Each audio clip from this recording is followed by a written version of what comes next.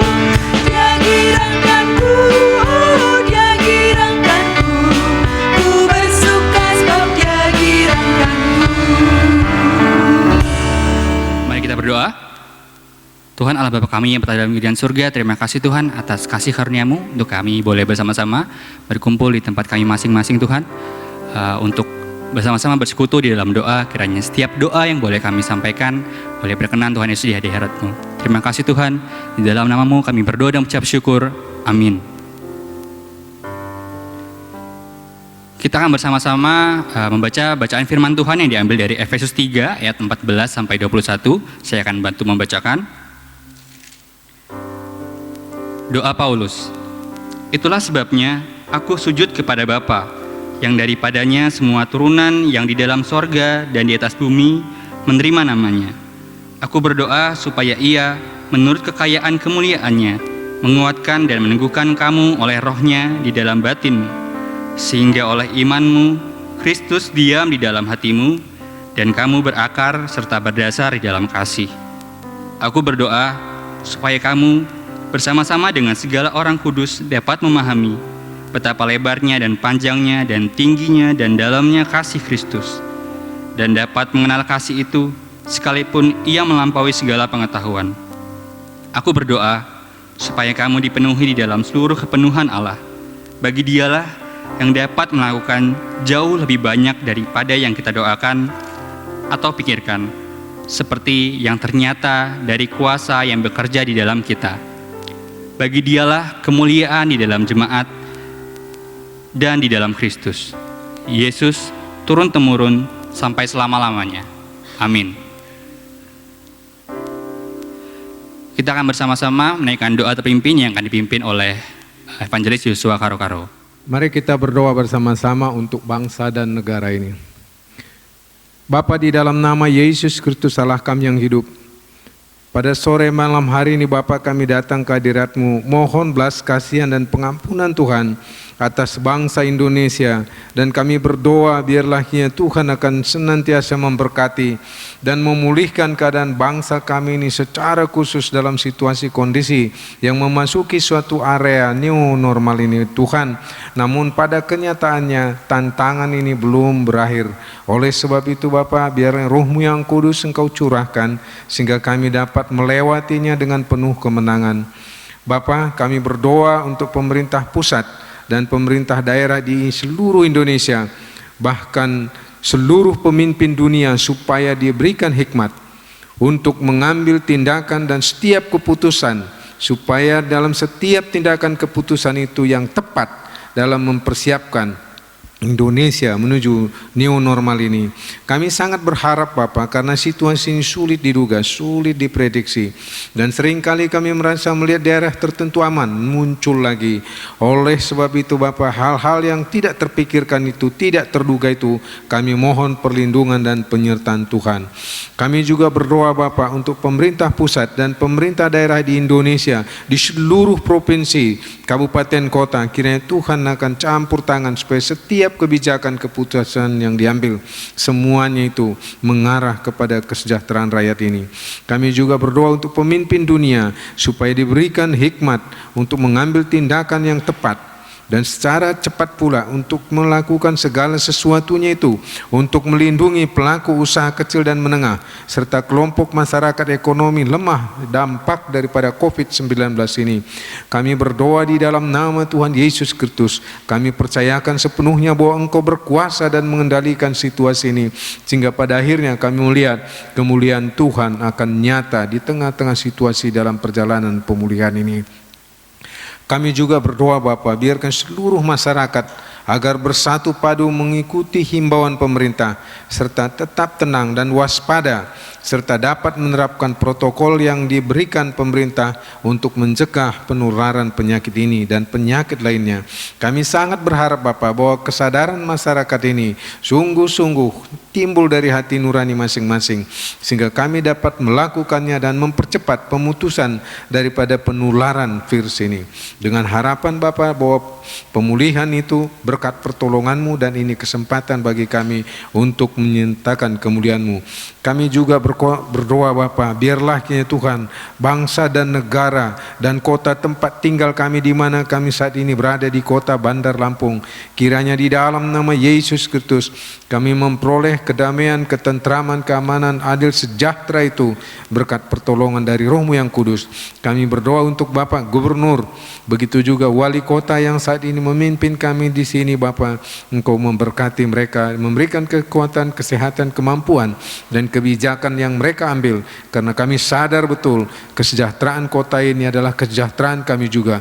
Kami berterima kasih atas kerjasama yang baik di antara pemerintah dan masyarakat di mana kami tinggal ini. Tuhan kiranya memberkati.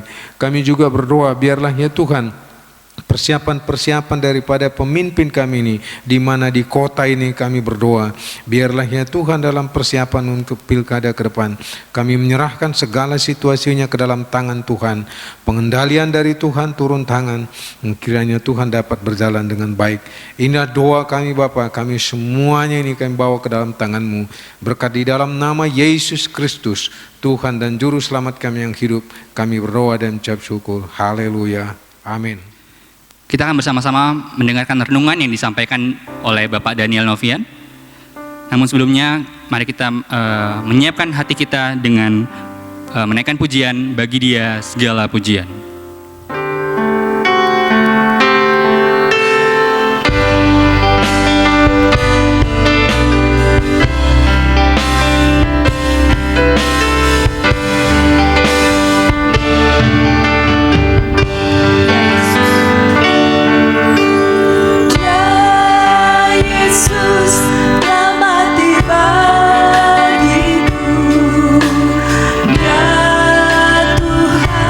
Selamat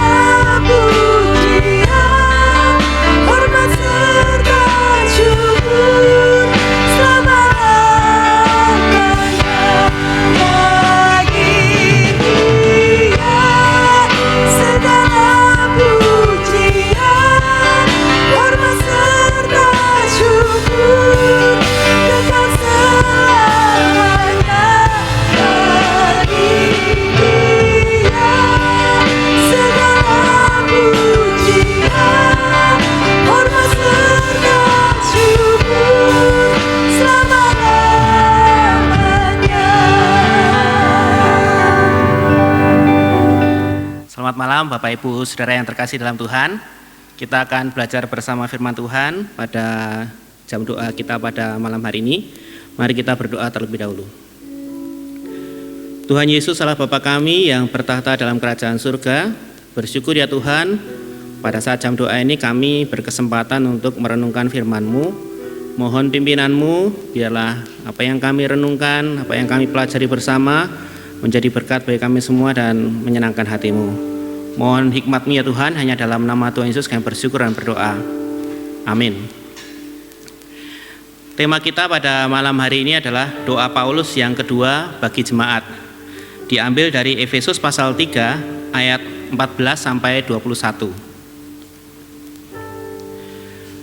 Sejak manusia jatuh dalam dosa, sifat egois ada dalam diri manusia, mementingkan diri sendiri. Jadi waktu itu Adam sama Hawa di taman berduaan.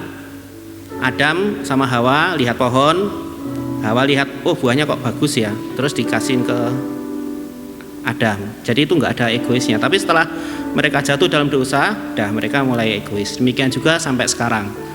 Contoh sederhana, misalnya kita kalau ada foto bareng, acara Natalan atau acara ulang tahun gereja misalnya, foto bareng, setelah dicetak di adref, itu yang dicari di gambar itu biasanya diri kita. Mana nih gambar saya, ada yang di mana nih? Nggak dicari yang lain misalnya, oh mana Pak Krisna mana ini? Oh jarang, tapi yang dicari, oh ini Novian di mana ini? Nah, ini saya bawa kebetulan ya. Ini contohnya itu. Jadi waktu kuliah dulu itu ada namanya buku Kapita Selekta, jadi buku alumni gitu.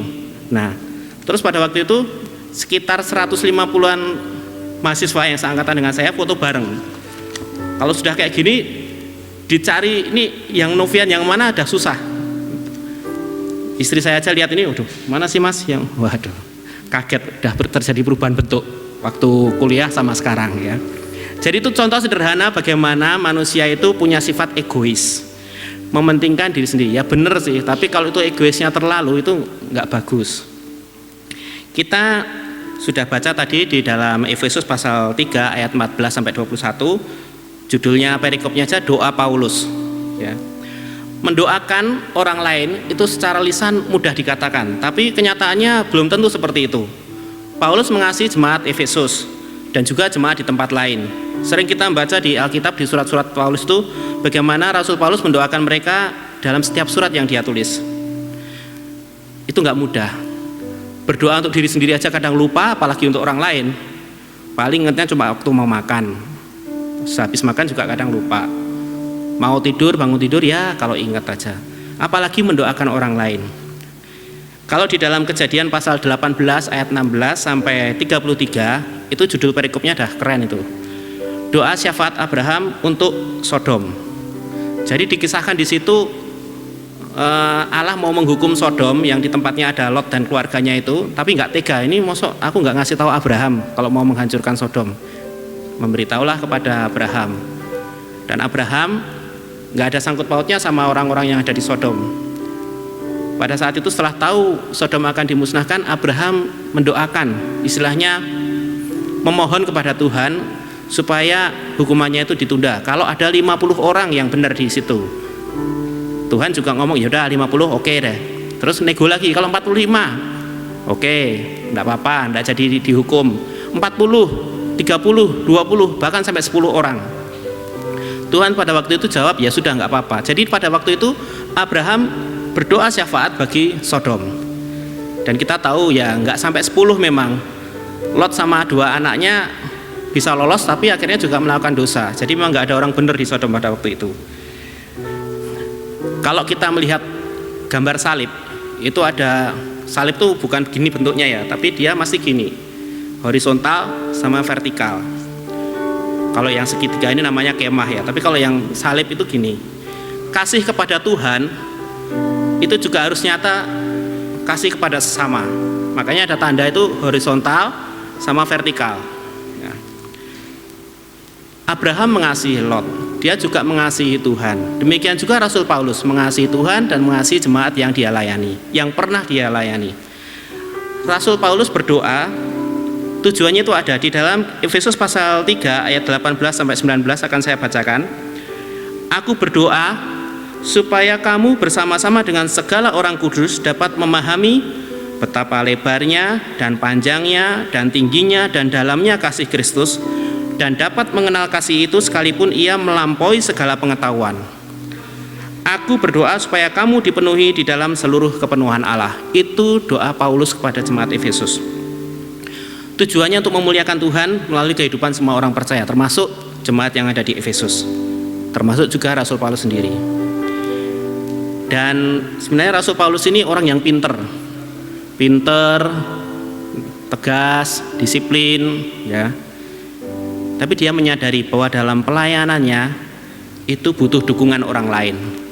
Dia tidak bisa melakukannya sendirian. Memang sih butuh Tuhan, tapi Rasul Paulus juga membutuhkan dukungan dari orang lain, membutuhkan dukungan doa dari rekan-rekannya, dari rekan-rekannya seiman.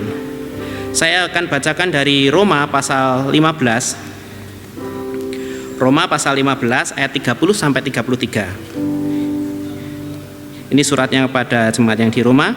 Roma pasal 15 ayat 30 sampai 33.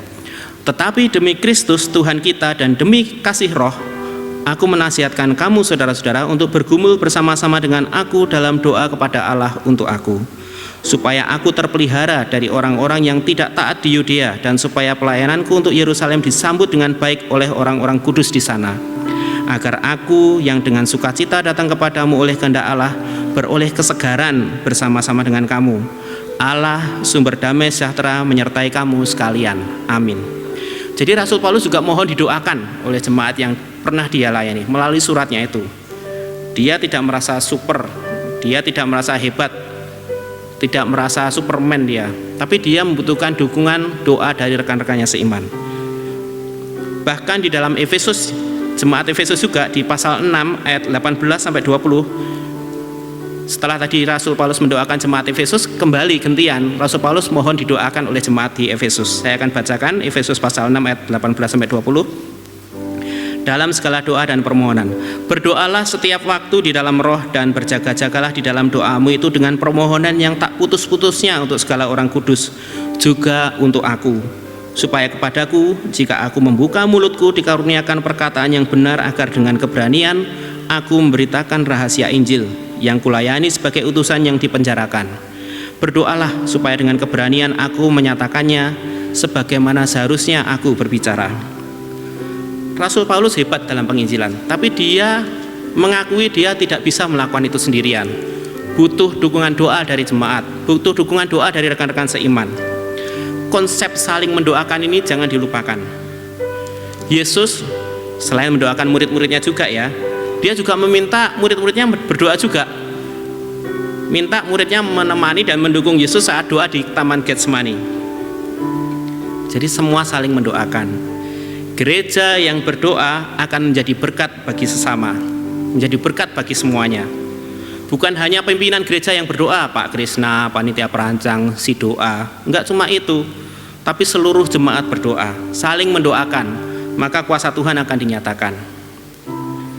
Karena kebetulan saya itu seorang dokter, jadi saya kalau ada sakit sih tahu ini sakitnya apa, obatnya apa. Tapi nggak boleh ngobati diri sendiri. Seorang dokter akan kesulitan untuk mengobati dirinya sendiri kalau tidak dibantu sama rekannya. Aturannya itu kalau kita misalnya ngasih resep ke apotek, kalau ada dokter gitu ya, seorang dokter itu sebenarnya nggak boleh tuh nulis resep untuk dirinya sendiri, nggak boleh, aturannya nggak boleh. Ya. Jadi harus dibantu sama orang lain. Kita nggak bisa lihat punggung kita, kecuali pakai cermin beda ya. Tapi kalau mau lihat punggung kita nggak bisa. Orang lain yang bisa melihat punggung kita. Artinya apa? Kita butuh orang lain. Paulus mendoakan jemaat di Efesus, dan jemaat Efesus dimohon untuk mendoakan Rasul Paulus. Sekarang di masa pandemi ini, kesempatan mendoakan orang lain itu sangat besar. Ada satu statement yang silahkan Bapak Ibu Saudara renungkan ya. Kekhawatiran, kecemasan, dan ketakutan menjadi berhala baru di masa pandemi, mengaburkan kuasa dan kedaulatan Tuhan atas alam semesta. Saya ulangi lagi, kekhawatiran, kecemasan, dan ketakutan menjadi berhala baru di masa pandemi, mengaburkan kuasa dan kekuatan kedaulatan Tuhan atas alam semesta. Kita kadang-kadang takut sama pandeminya tapi nggak takut sama Tuhan. Takut sama coronanya tapi nggak takut sama Tuhan. Kebalik itu. Berhala dulu mungkin patung tapi sekarang sudah nggak gitu. Di Rumah Sakit Immanuel tiap hari Selasa sore jam 2:30 itu ada acara doa bersama pakai Zoom meeting. Jadi pakai link Zoom, terus kita sharing apa pokok doa yang akan didoakan, semua bisa terlibat dalam doa itu. Rutin dilakukan karena memang menyadari pentingnya doa dan saling menguatkan. Kalau Selasa malam jam 8 malam sekarang itu ada juga, kalau umat baptis ada namanya DUBI, Doa Umat Baptis Indonesia, itu juga saling mendoakan. Jadi dari perikop ini, doa Paulus, kita tahu bahwa Paulus mengasihi jemaat Efesus, mendoakan jemaat Efesus, tapi juga jemaat Efesus dimohon oleh Rasul Paulus untuk mendoakan dia, mendoakan pelayanannya supaya dapat melakukan pengabaran Injil dengan baik, menjadi berkat bagi semuanya. Marilah kita saling merendahkan hati, menyadari kelemahan kita, dan menggunakan kesempatan untuk menguatkan dan menolong orang lain melalui doa kita. Marilah kita saling mendoakan. Menginjili bisa juga lewat doa. Mari kita menjadi gereja yang berdoa. Tuhan Yesus memberkati. Mari kita berdoa. Tuhan Yesus, terima kasih atas berkat firman-Mu yang telah kami pelajari bersama. Bersyukur atas kesempatan kami dapat mengenal Engkau, menikmati kasih-Mu, dan kesempatan kami juga untuk dapat mewartakan Injil kepada orang-orang yang ada di sekitar kami. Minimal melalui doa kami kepada mereka ya Tuhan. Tolong ya Tuhan untuk kami dapat saling menguatkan, saling mendoakan. Kami percaya Engkau punya rencana yang terbaik dalam hidup kami. Kami rindu, kami dapat melakukannya dengan setia sampai akhirnya nanti Engkau menyambut kami sebagai hamba yang baik dan setia. Terima kasih Yesus atas kesempatan ini. Mohon pimpinan dan pertolongan-Mu. Menyerahkannya Tuhan, hidup kami sepenuhnya ke dalam tangan kuasa-Mu saja. Hanya di dalam nama Tuhan Yesus kami bersyukur dan berdoa. Amin. Jemaat yang terkasih, marilah kita akan melanjutkan doa-doa kita sesuai dengan pokok-pokok doa yang akan dibagikan melalui WhatsApp group. Setiap keluarga, terutama saya mendorong setiap kepala keluarga untuk dapat membimbing atau memimpin keluarganya masing-masing di dalam memasuki saat berdoa. Mengawali doa bersama di dalam rumah kita masing-masing. Satu lagu, Inilah Hidupku. Kita nyanyikan bersama-sama.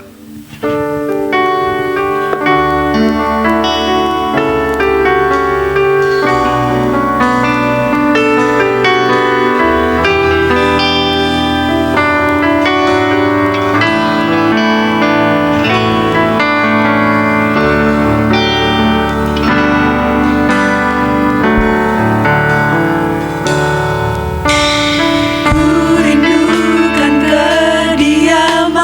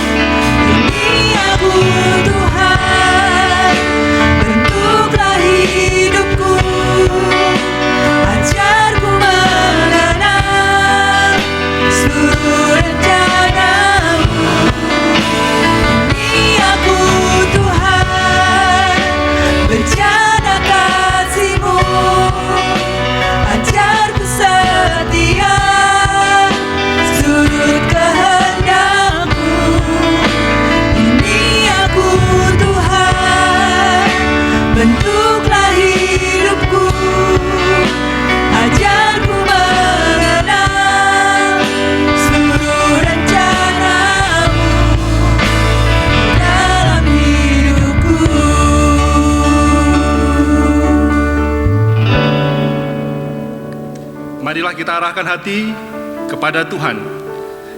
Kiranya berkat yang dari Allah Bapa, kasih karunia yang dari Yesus Kristus, dan kuat kuasa Roh Kudus menyertai jemaat Tuhan sekalian dari sekarang hingga Maranatha. Amin. Selamat berdoa, Tuhan memberkati kita sekalian.